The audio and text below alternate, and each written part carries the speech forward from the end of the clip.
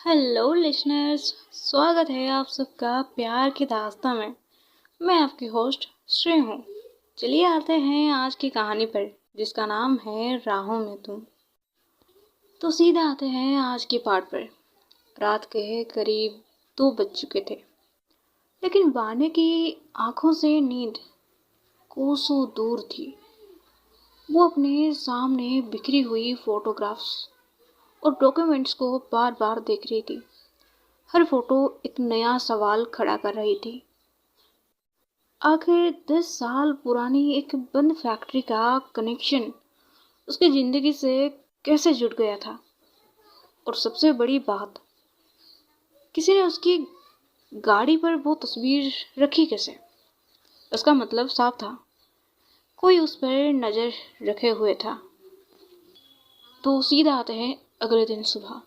वान्या निशा के ऑफिस में पहुंचते ही सीधा निशा के कैबिन में चली गई।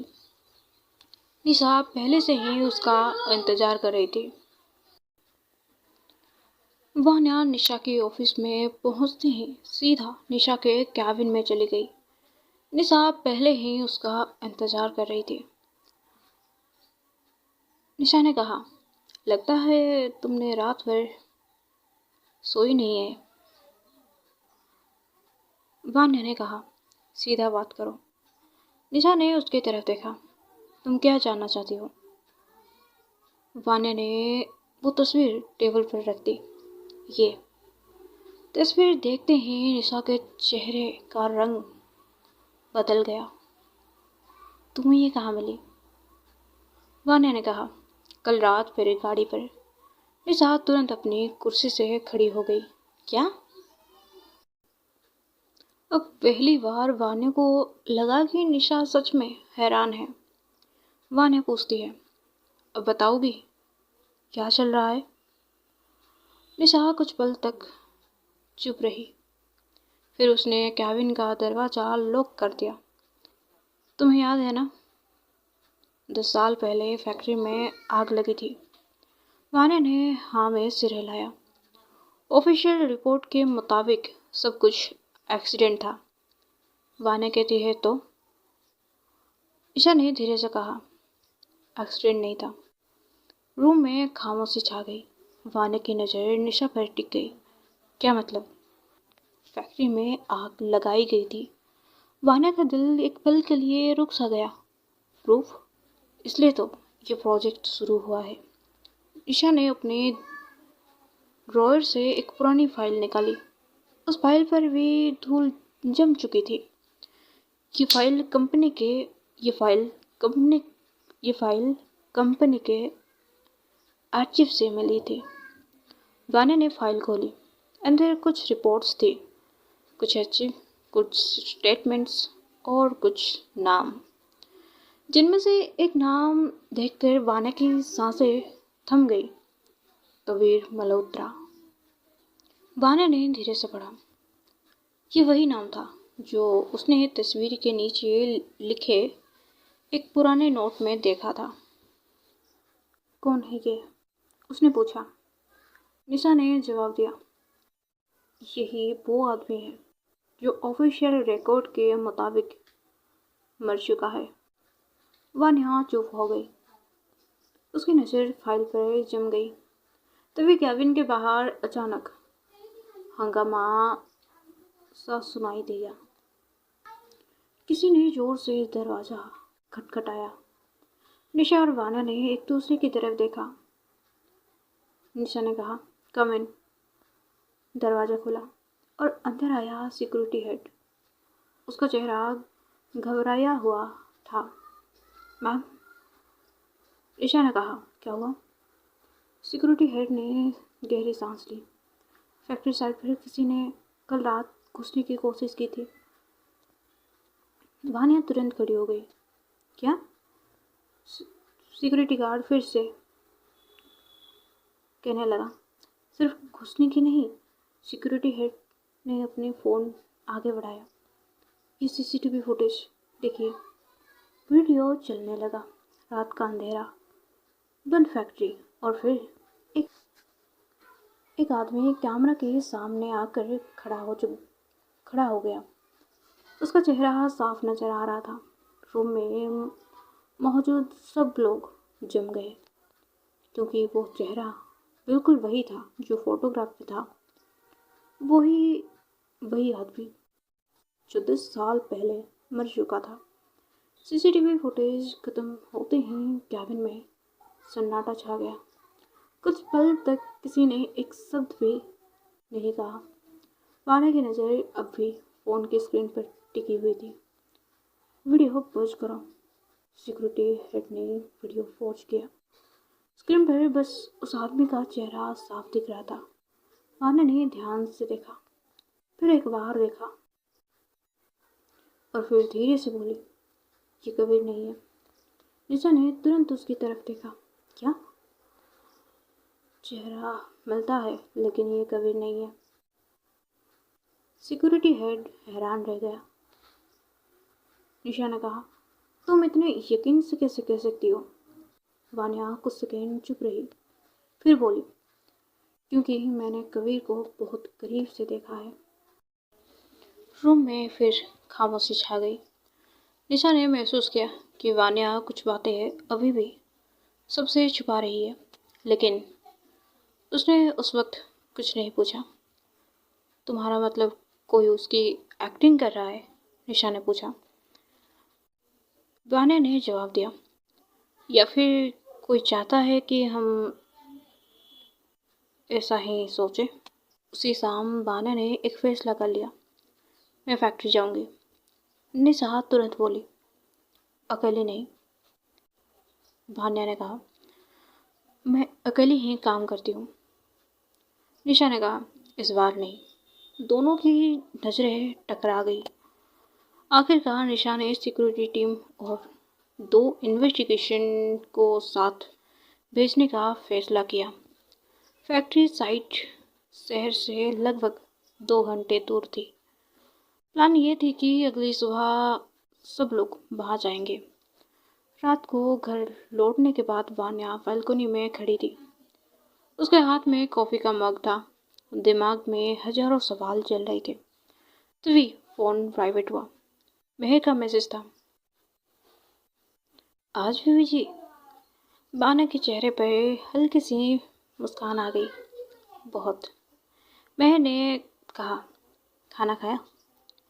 वान्या ने कहा, नहीं।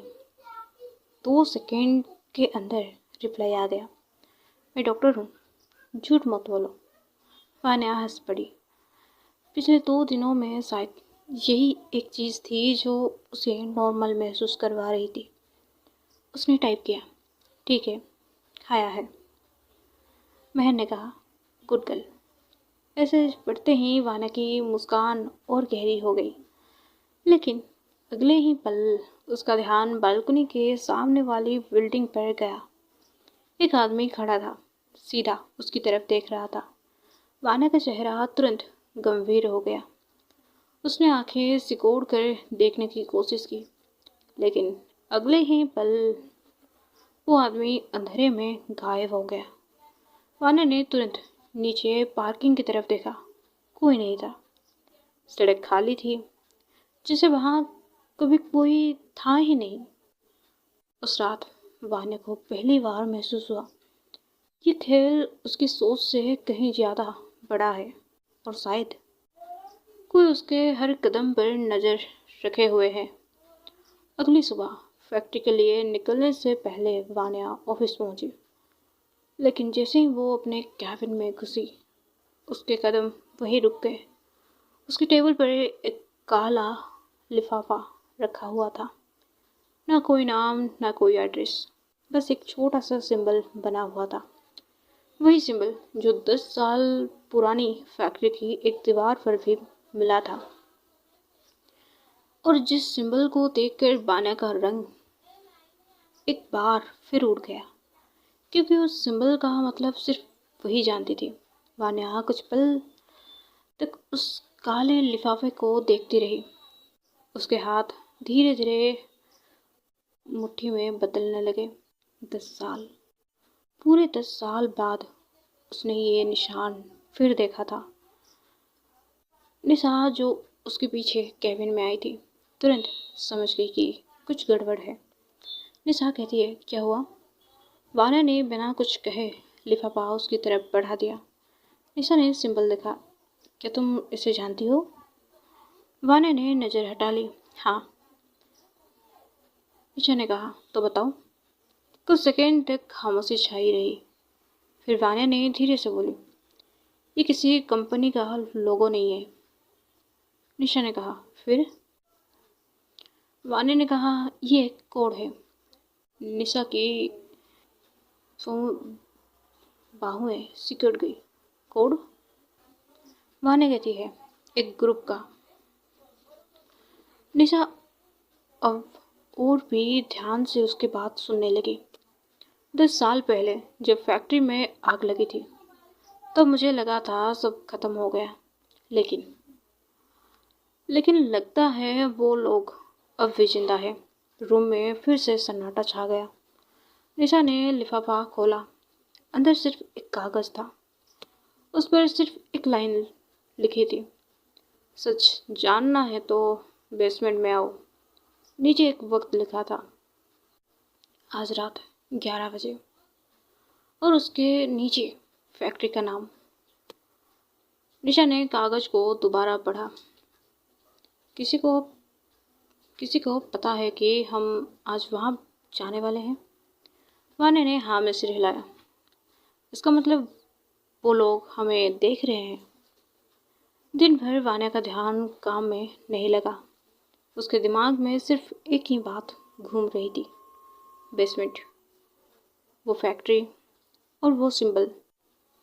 शाम होते होते टीम फैक्ट्री के लिए निकल गई। 2 गाड़ियाँ, 4 सिक्योरिटी गार्ड्स, निशा और वान्या। रात के करीब 10:30 बजे वो लोग फैक्ट्री के बाहर पहुंच गए। पुरानी बिल्डिंग अंधेरे में और भी डरावनी लग रही थी। टूटी हुई खिड़कियां, जंग लगे गेट और हवा के साथ आती अजीब सी आवाज़ें। एक सिक्योरिटी गार्ड बोला, मैम, मुझे ये जगह बिल्कुल पसंद नहीं आ रहा है। किसी ने जवाब नहीं दिया। सब अंदर की तरफ बढ़ने लगे। फैक्ट्री के अंदर अंधेरा था। टॉर्च की रोशनी दीवारों पर पड़ रही थी। हर कदम के साथ हवा और भी ठंडी होती जा रही थी। फिर उन्हें बेसमेंट का दरवाज़ा मिल गया। दरवाज़ा आधा खुला हुआ था, जैसे कोई उनका इंतज़ार कर रहा हो। निशा ने वान्या की तरफ देखा। तैयार हो? वान्या ने गहरी सांस ली। चलो। दोनों नीचे उतरने लगी। सीढ़ियाँ खत्म होते ही एक बड़ा सा हॉल सामने था और हॉल के बीच में एक कुर्सी रखी हुई थी। उस कुर्सी पर कोई बैठा था। अंधेरे की वजह से चेहरा साफ नहीं दिख रहा था, लेकिन जैसे ही टॉर्च की रोशनी उस तक पहुंची, वान्या वहीं रुक गई। उसकी आंखें फैल गई और उसके मुंह से सिर्फ एक नाम निकला, कबीर। कुर्सी पर बैठा आदमी धीरे से मुस्कुराया और बोला,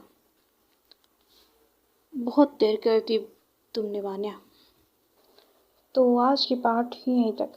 आगे जानेंगे क्या होगा। राधे राधे।